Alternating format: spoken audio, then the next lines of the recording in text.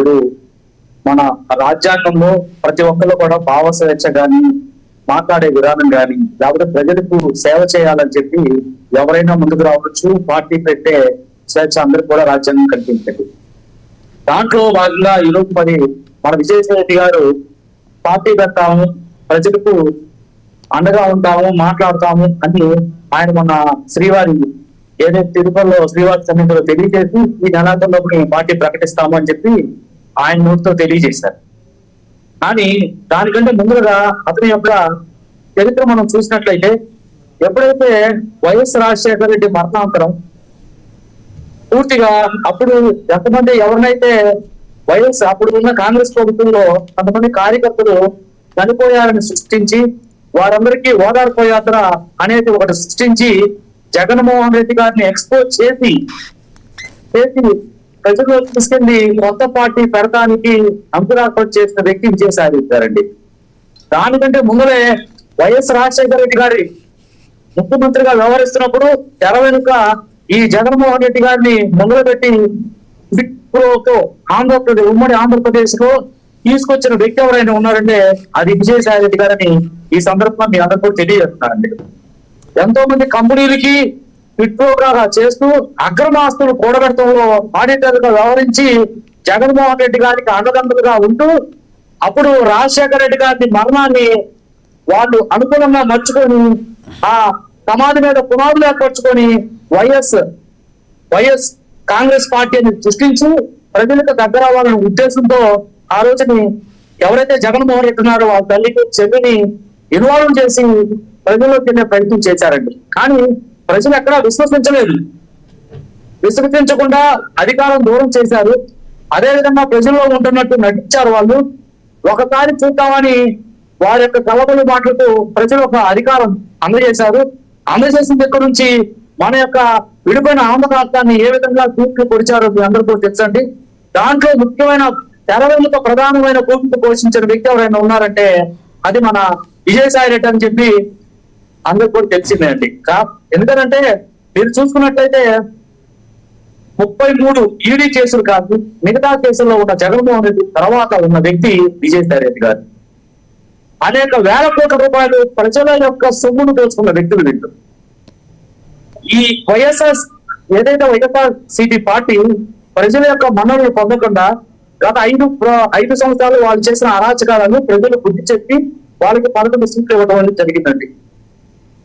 Already ఈ విజయసాయి రెడ్డి గారు jail శిక్ష అనుభవించి జైల్లో కూడా ఇబ్బందులు ఇవన్నీ కూడా ఆయన తెలుసుకొని జగన్మోహన్ రెడ్డి గారికి దూరంగా జరిగి అటువంటి కేసులు మళ్ళీ నా మీద వస్తాయి అని చెప్పి నేను చేసిన తప్పులు ప్రజలు ఎండగట్టారనే ఉద్దేశంతో ఆ పార్టీకి రాజకీయాలకి స్వస్తి పలుకుతున్నాను, నా వ్యాపారాలు నేను చేసుకున్నా అని చెప్పి బయటకు వచ్చిన దాంట్లో వాళ్ళందరూ కూడా చూస్తూ ఉన్నారు. వచ్చి వారు ఏం చేశారంటే ఆఫ్ ద రికార్డు ఎవరైతే నేషనల్ పార్టీస్ ఉన్నారో ఆ నేషనల్ పార్టీతో జాయిన్ అవడానికి రకరకాల ఆయన కార్యాచరణలు ఎంతో మంది చేత మంత్రాలు చేయడం అనేది జరిగిందండి ఆఫ్ ద రికార్డుగా. కానీ వీళ్ళు చేసిన విధానాలు కానీ ప్రజల అక్రమ దోపిడీ కానీ వీళ్ళ మీద ఉన్న ఈడీ కేసులు కానీ ఏదైతే నేషనల్ పార్టీ ఈ రోజు అధికారంలో ఉన్న పార్టీస్ కానీ మిగతా పార్టీస్ కానీ యాక్సెప్ట్ చేసిన విధానం అనేది ఎక్కడ లేదండి. దానికి ఇతని యొక్క మనుగడకి ఇందాక సార్ మన సుధాకర్ గారు కానీ మన తిరుమల గారు చెప్పినట్టు అతని మనుగడ కాపాడుకోవడం కోసం అతన్ని మళ్ళీ తిరిగి యొక్క ఆస్తులను పరిరక్షించుకోవడం కోసం కేసు నుంచి రాబోయే రోజుల్లో కేసు నుంచి తప్పించుకోవడం కోసం ఈ యొక్క రాజకీయ పార్టీని పెట్టాడని చెప్పి ఆఫ్ ద రికార్డు అందరూ కూడా అనుకుంటున్నారండి. ఇందాక సారు సుధాకర్ గారు చెప్పినట్టు అతను రాజకీయ ఈ స్వతంత్ర భారతదేశంలో ఎవరైనా రాజకీయ పార్టీని పెట్టచ్చు. ముందర ప్రజలకు అజెండా వాళ్ళ యొక్క పార్టీ సిద్ధాంతాలు తెలియ బాధ్యత అనేది ఆయన మీద ఉందండి. ఎందుకంటే ప్రజలు విశ్వసించారండి. కారణం ఏంటంటే మీరందరూ కూడా తెలుసు గత 5 సంవత్సరాల్లో ఉత్తరాంధ్రకు పూర్తిగా ప్రాతినిధ్యం వహిస్తున్నా అని చెప్పి వైఎస్ఆర్ సీపీలో అనేక వేల ఎకరాల దోపిడీ యొక్క వైద్యుకి అందరూ కూడా తెలుసు. అదేవిధంగా అతన్ని అడగకపోయినా సరే లిక్కర్ స్కామ్ లో నాకు ఎటువంటి సంబంధం లేదు, పలానా వ్యక్తులు ఉన్నారని చెప్పి అతనంతటా అతనే పూర్తిగా స్వచ్ఛందంగా ముందుకొచ్చి చెప్పిన దాఖలాలు ఉన్నాయండి. గత ప్రభుత్వంలో జరిగిన ఏదైతే అక్రమాలు ఉన్నాయో అదేవిధంగా ప్రజలు ఏ విధంగా దోపిడీ చేశారో కాకపోతే జీవోలు ఉన్నాయో వీటన్నిటిని అసెంబ్లీలో ప్రస్తావిస్తే ప్రజలకు సమాధానం చెప్పాల్సి వస్తుందని గౌరవనీయులైన ఎవరైతే జగన్మోహన్ రెడ్డి మాజీ సీఎం గారు ఉన్నారో వారు మిగతా ఎమ్మెల్యేలు అసెంబ్లీ రాని పరిస్థితి. మరి మేము ప్రజల తరపున కానీ మా కూటమి ప్రభుత్వం తరపున మేము ఒకటే ప్రశ్నిస్తున్నామండి విజయసాయి రెడ్డి గారిని. అయ్యా మీరు విజయసాయి రెడ్డి గారు ఈ యొక్క స్వతంత్ర భారతదేశంలో ఎవరైనా రాజకీయ పార్టీ పెట్టచ్చు, మీరు రాజకీయ ఎజెండా రావచ్చు. దానికంటే ముందర ప్రజలకు మీరు చెప్పాల్సింది ఏంటంటే ఏదైతే వైఎస్ఆర్సీపీ ప్రభుత్వంలో మీరు ఉండి ఏదైతే అక్రమాలు జరిగినాయో, ఏదైతే స్కాములు జరిగినాయో ప్రజలకి మీరు తెలియజేయాల్సిన బాధ్యత మీ మీద ఉందని ఈ సందర్భంగా మీకు చెప్తున్నానండి. అదేవిధంగా ఇందాక సోదరు సోనియా గారు మాట్లాడుతున్నారు, ఆ పార్టీలో అందరూ వస్తూ ఉంటారు వెళ్తూ ఉంటారండి. ఏదైతే జగన్మోహన్ రెడ్డి గారి యొక్క భావాజాలం జగన్మోహన్ రెడ్డి గారు నచ్చితే ఈ పార్టీలో ఉంటారంటున్నానండి. నేను సూటిగా సోనియా గారిని ఒక ప్రశ్నిస్తున్నా అండి. ఏమండి ఏదైతే వైఎస్ఆర్ పార్టీ పెట్టారో ఆయనతో పాటు సొంత చెల్లిలు తల్లి గారు నచ్చారండి. ఈ రోజు వాళ్ళ సొంత చెల్లి ఆ పార్టీ నుంచి ఎందుకు బయటకు వెళ్ళిపోయిందో ప్రజలకు తెలియజేయాల్సిన బాధ్యత అనేది మరి జగన్మోహన్ రెడ్డి గారికి లేదా ఉందని మీ అందరూ కూడా అడుగుతున్నామండి. అదే విధంగా ఈ విజయసాయి రెడ్డి గారు ఈ రోజు పార్టీ పెడుతుంది కారణం కూడా ఏంటంటే రాబో రోజుల్లో ఉన్న నేషనల్ పార్టీతో ఇప్పుడున్న వైఎస్ఆర్సీపీ ప్రభుత్వానికి అనుసంధానకర్తగా చేయడం కోసం ఇదో రకమైన కొత్త రకమైన ఎత్తుగడగా ఆఫ్టర్ రికార్డుగా ప్రజలందరూ కూడా భావిస్తున్నారు చెప్పి నా యొక్క ఒపీనియన్ సార్. అయితే ఇక్కడ ఇంకొకటి, ఏదైతే విజయసాయి రెడ్డి గారు ఒకవేళ పార్టీ పెడితే పరోక్షంగా మళ్ళీ వైసీపీకి మేలు చేయడానికి అని అంటారు మీరు. 100% అండి. ఎందుకంటే గత 35 సంవత్సరాల నుంచి వైఎస్ రాజశేఖర రెడ్డి గారు వైఎస్ జగన్మోహన్ రెడ్డి గారి కుటుంబంతో సన్నిహిత సంబంధాలు ఉంటూ వారి యొక్క ఆస్తులు కూడగొడటంలో కూడా వారిని ముందుకు తీసుకెళ్తుండడంలో ప్రధాన భూమికి పోషించిన విజయసాయి రెడ్డి గారు ఈ రోజు ఏ దేశాల్లో ఎటువంటి వ్యాపారాలు ఉన్నాయి వారికి దగ్గరగా ఉండి చూసిన వ్యక్తి, వారి యొక్క కార్యాచరణను ఇతనే అడ్మినిస్ట్రేషన్ గా పునాది నుంచి నిర్మించిన వ్యక్తి తెర వెనుక విజయసాయి రెడ్డి గారు తెలుసండి. ఈ రోజు మేము ఏమనుకుంటున్నామంటే జగన్మోహన్ రెడ్డి గారు విజయసాయి రెడ్డి గారు వేరు వేరు కాదని చెప్పి ఇద్దరు కలిపి ఒకటే అని చెప్పి మేము భావిస్తున్నాము. అయితే మీరు చెప్పండి, ఒక బీసీ సెల్ చైర్పర్సన్గా చెప్పండి, రానున్న స్థానిక ఎన్నికల్లో కూడా బీసీలకు 34% రిజర్వేషన్లు ఇస్తామని చంద్రబాబు గారు ప్రకటించారు. ఇది వర్కౌట్ అవుతుందంటారా? ఎందుకంటే సుప్రీంకోర్టు మరోవైపు ఏ రిజర్వేషన్లైనా 50% మించకూడదని చెప్తున్నారు. ఇది వర్కౌట్ అయ్యే అవకాశం ఉందంటారా? మీరేమంటారు?